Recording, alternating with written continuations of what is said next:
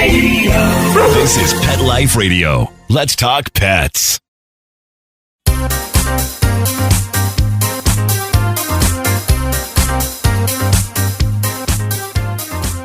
Meow and Woof, welcome to the very first podcast edition of the Whisker Report. We are a new podcast dedicated to helping anyone in the pet industry or the animal welfare world. We want to help you get the PR, the publicity you need so that you can sell your products or get those animals adopted. We are so excited. I'm Mary Tan, one of the co-hosts of this podcast, and I want to introduce you to my partner in crime across the pond, Alexandre Ricard, who is joining us from France. Hey, Alexandre. Coucou! So in French, I would usually say coucou les chats, which in English you would translate like hi cats, but that's how we greet each other in French. We actually call each other cats. It can sound weird, but it would be kind of like hi sweetie. We say cat instead, right? Oh, wow. I had no idea.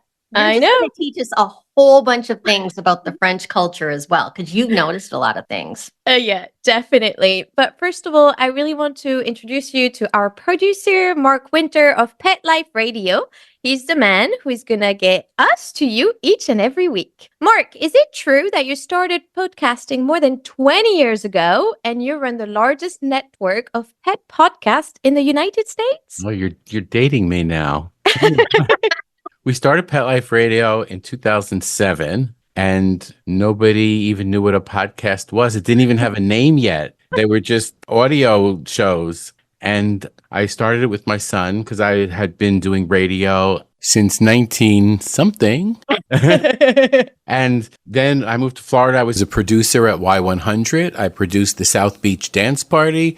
And then at Party 93.1, I produced Issues Over the Rainbow. And we had all kinds of guests on. We had Cher and Cyndi Lauper and Margaret Cho and a whole bunch of celebrities. So I loved doing that. And then the opportunity came up to do internet radio, which was new. And so I started working for a couple other companies until I said to my son, let's do our own. And we started Pet Life Radio because we love animals and we thought it would be fun. When we had 7 shows, I said, we have enough now. That's it. We're good to go. Meanwhile, now we have 83. Wow, 83? Yeah. Oh my gosh. And then, some of the biggest pet podcasters, you've got actually your wife, Michelle of Catitude, love her show. And then Arden Moore with Oh Behave. You led the way. You are the champion of pet podcasts for absolutely. And that's why Alex and I really wanted to work with you. Oh, thank you for saying that. Well, you were on Arden's show a few years ago. And when you were on, I said to myself, she's so fun. I said, she should have her own show. And I'm glad that you finally wanted to do it because I've wanted you to have it for a long time. Oh, you're so sweet. That's so awesome. Well, we're really honored to be part of your network, Mark. And, I just wanted to say for most shows, this show is a little different because we're kind of introducing you to us. But for the most part, we are going to have a guest each and every week. That guest could be a journalist. It could be a marketing PR person from a pet product company, an executive director of a rescue or shelter. The point is to give you tips and tricks. This isn't about us. It's about you. It's about us giving you the tips you need so that you can be the best pet business or best animal rescue that you can. And I just want to stress that, even though we are a pet PR firm, which we'll get to in a little bit, the 3 of us really want to give you the tips and tricks because we get it. We're small businesses. You might not have the $2,000 to $10,000 you need to hire a PR firm or a marketing firm to help you. And, we've worked with a lot of startups and small businesses, and these people put their heart and soul into these pet products and their animal shelters and rescues. And we want to make sure that we give you valuable content that you can get, that you can use so that you can make the profits that you deserve and get the animals out there. So don't you agree with that, Alex? Would you say that's it in a nutshell of what we're trying to do? Yeah, of course. But I feel like people should get to know us first and see like why we're doing this. But it's quite simple, to be honest. It's just we're quite passionate about helping animals. And how do you help animals? Well, you just help people who help animals. And that's the way you do it. So, Mary, can you tell us a bit more about Whisker Media, which is the pet PR firm that you're running? Yes, exactly. So Whisker Media came about out of partly boredom. I was a news reporter for many, many years. I worked in Atlanta, New York, where else did I do? Las Vegas. And I loved being part of the news. I loved being part of the action. But I always wanted to do animal stories. Now, the problem was I was a crime reporter. I mostly did bad things, bad stories. And that was actually my strength. So I used to say, if you're dead, I'm live. I'll see you on the 6 o'clock news. Or if it bleeds, it leads. And so I was constantly doing, the embezzlement kind of stories, the dead people, the horrible things that happened to people. And so that's a lot of what I did, but I always loved cats in particular. And my editors would never let me cover animal stories because they said, no, well, then who's going to cover the crime? And so I got really pigeoned my entire 13-year career in being a crime reporter. And that was okay. I actually enjoyed it, but, and it kind of made me a little brazen. But the weird thing about it was that I could not cover dead animal stories, like any kind of animal abuse story. I would just get like, I would be horrified.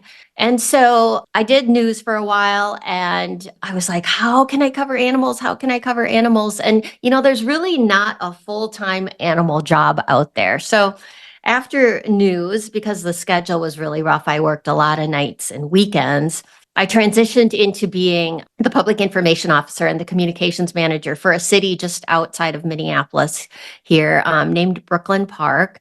And it was there that I was really introduced into PR. But what happened was probably my first or second year working for the city, I started getting a lot of requests to do videos for other cities and other nonprofits because of my video background being in TV.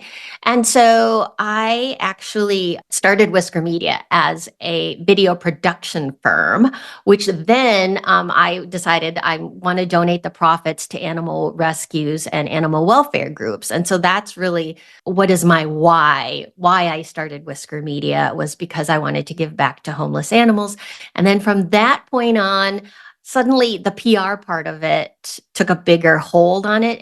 And after many years at the city, the public relations manager job came open at the only animal shelter that had a really where I could earn a reasonable living, that had a livable wage. And so I left the city and I worked in an animal shelter for 5 years. And that's really where Whisker Media took off, because I realized that a lot of the pet products out there weren't actually always that great and not always in the best interest of the animal. And so I wanted to help pet product manufacturers.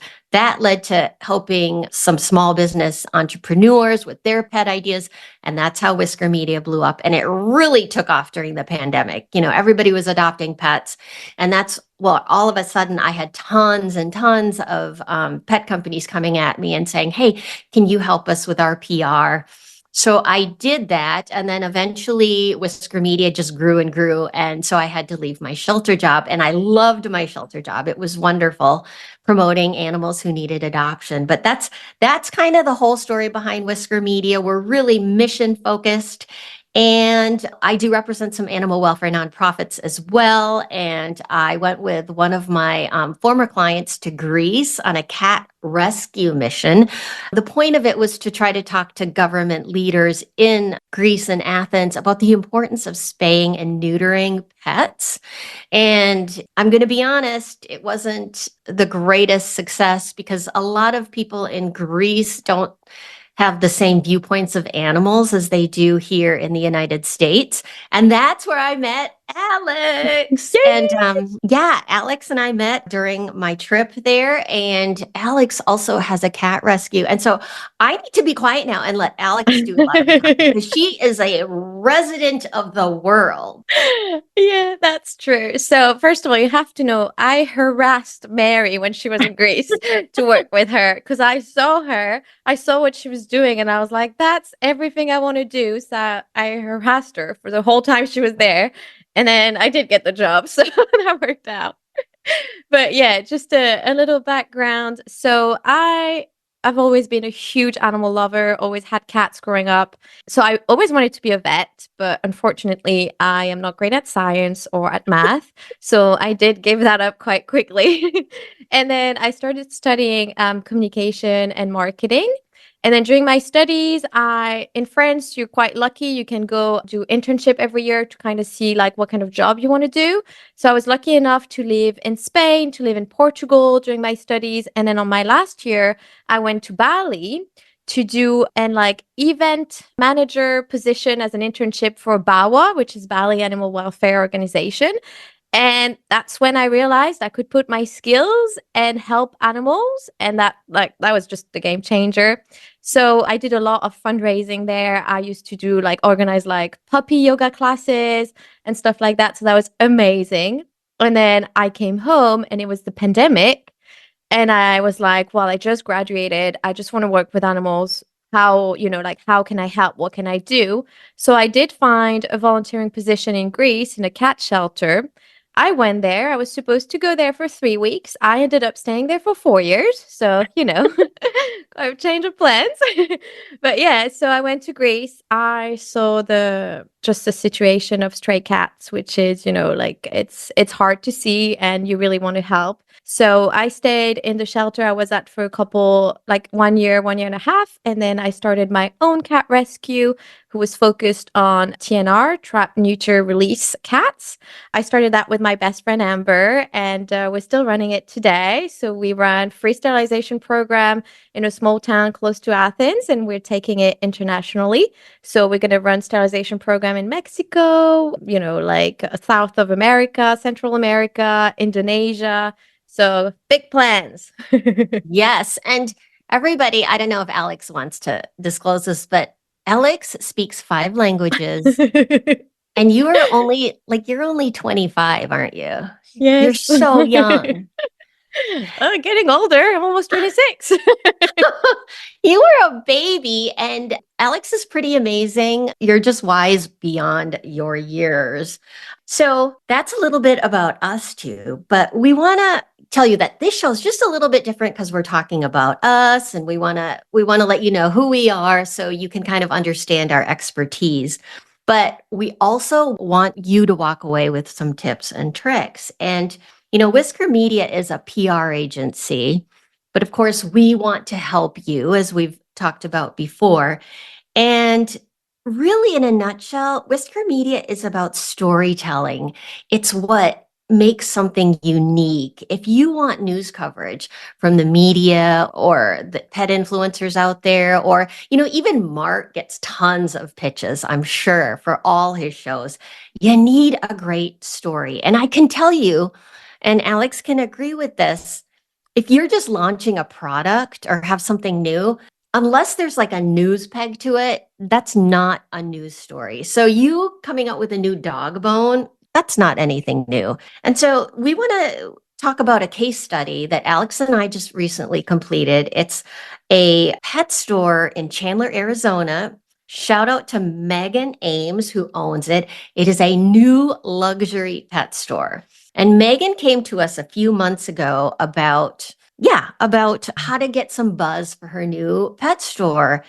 And we were like, well, to be honest, the opening of your store in and of itself isn't all that interesting and isn't news necessarily to the general public. Now, it would be different if you're maybe the Chandler newspaper or something hyper local in your community. But as a whole, to the Phoenix newspaper, that's a huge metro area. A news store isn't necessarily a story. But what we did And Alex, maybe you can join in. Tell them what we did to find out what the stories are at Bark and Love. Yeah, exactly. And I think we do that for all of our clients. We have to find the little details that make it special. So that grand opening, what was special about it? Like, did you have any event or did you have anything in your store that make it, newsworthy? And that's when we talked to Megan a lot. And the more we talked to her, the more we realized that her store was completely amazing and completely unique in what she Mhm. had to offer because she had, well, she still has a talking dog wash. And the dog wash takes the voice of like, I think it was like Donald Trump, Barack Obama, Will Smith. And then, so you wash your dog with like Will Smith giving you the instruction, like, hey, put the soap there. And then it's just like, that makes it super unique. I want to go wash my dog there. Yeah. And, it was so funny because the staff would say, we're just hearing Donald Trump and Barack Obama over and over again. Apparently, those were the two most popular. And I said, oh my God, that is so awesome to pitch to the media. So they ended up getting the CBS station and the NBC station in Phoenix to come cover them. Or was it the Fox station? I can't remember. And they did 5-minute segments, which if you had to pay for that in advertising would be thousands and thousands of dollars. And, Alex and I pulled analytics on it. There were, 30, 40,000 viewers watching. And so she got really great coverage out of that. So that's kind of what it's finding the story. And then she also had this gigantic gumball machine that spits out dog toys. And so they had a really cool event with the vice mayor of Chandler where he, I forget what you do, push the button where the first dog toy came out and flew out at a dog. It was really, really fun and it got a lot of attention and that's kind of thing. And then Alex and I are also working on another company called Snoozer Dog Beds. Have you guys heard of Snoozer Dog Beds, Mark? No, no. Oh, okay. Well, Snoozer has been around since, oh my God, 1985, right, Alex? Yeah, I think so. Yeah, quite a long time. Yeah. And we just heard some fascinating things about them. Like they have an 83-year-old woman who's been working there full time. She's 83 and she still works. And then another interesting story is that it's no secret, like Americans are not picking up the sewing profession, and every one of their beds is handmade. So they hire a ton of Hispanic and Asian workers and immigrants to come work in their factory so that these beds can be made at the quality standards. Like they don't want to export their manufacturing to China like a lot of companies do. They still do it. Every bed is handmade. And they have a wonderful story about the success stories of their employees who are just doing wonderful things. And they're so multicultural. There's multiple languages being spoken. And, it's all about a global economy. Wouldn't you say that, Alex? Yeah, and definitely. And I mean, again, like for Snoozer, we could have just like, released a press release about their product, but that wouldn't work because you do need to find a story behind the Snoozer beds. What makes them special? And now that we've talked so much with them, we have so many newsworthy angles to pitch the press. And I think that's going to be a very, very successful campaign. Yeah, I think so as well. That's amazing. And then the other thing, that we wanted to talk about is this show is about giving you the motivation that you need. It can be so depressing to work by yourself, right? And when you're an entrepreneur, there's so many ups and downs and you can get depressed, but you have to keep going. And that's if you're starting a rescue, if you're starting a company, you're putting your blood, life, and soul into these products. And it's tough. It's tough. And we understand that. And Alex, you do in particular with your cat rescue, the ups and downs and all of that. And you, Mary, I mean, you started by yourself, Whisker Media, so you know what it is to be an entrepreneur.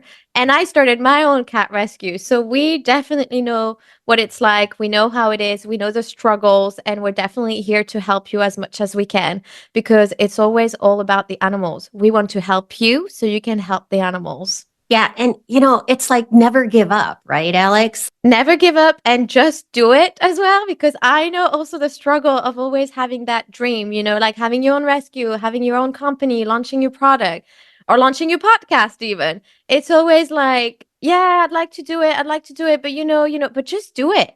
Just do it. Just start, take the first step, and then, you'll figure it out and we can help you along the way.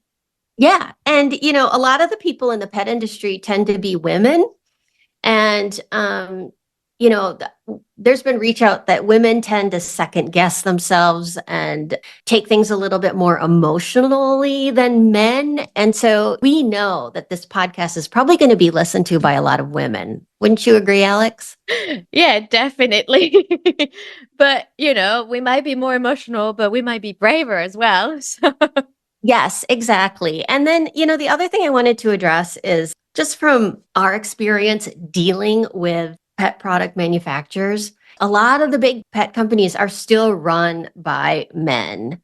But if you look at who a lot of the smaller entrepreneurs are and who's coming up, the pet industry, all the buyers tend to be women. And so it's really important to not give up because the pet industry is still an old boys network.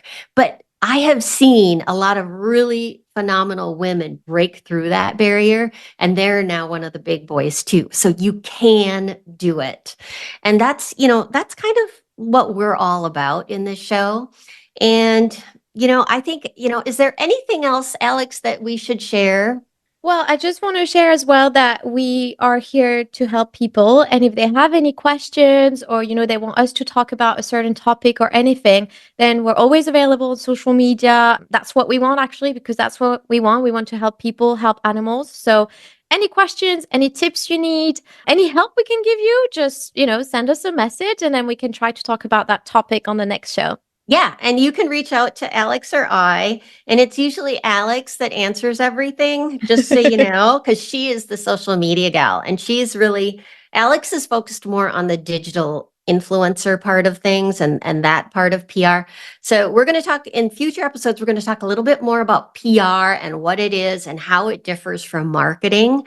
But you can reach out to Alex. I'm going to just throw that out there because I'm terrible at reading my social media. Instagram or Facebook under the Whisker Report, or you can always reach out to Pet Life Radio as well. And Mark can pass that on to us. And another thing we had an idea is if you are a pet product company or an animal welfare and you want to come on the show and you want us to give you feedback on how you can promote your event or your new product, we would welcome for you to come on as a guest and we can do you as a case study. So that's also one of the things we're doing here. So that's kind of a wrap for this show. And we are so excited to be here. And of course, we want to thank Mark and everybody. And Mark, we want to help you too. Good. We need it. We always need help. Yes, we want to get Pet Life Radio out there too, because you have so many wonderful shows that range from dog behavior to don't you have a show that's running a dog business? Yeah, we have a couple of those.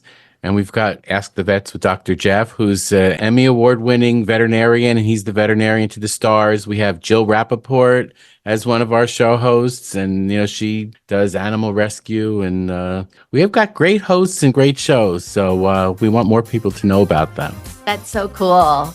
All right. Well, we're going to end it as we do every week on the show, which is Whisker Media's mantra, which is bark loud and purr smart. Right, Alex? Yes, exactly.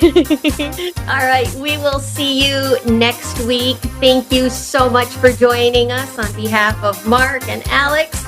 We'll see you next time. Adios. Let's Talk Pets every week on demand, only on PetLifeRadio.com.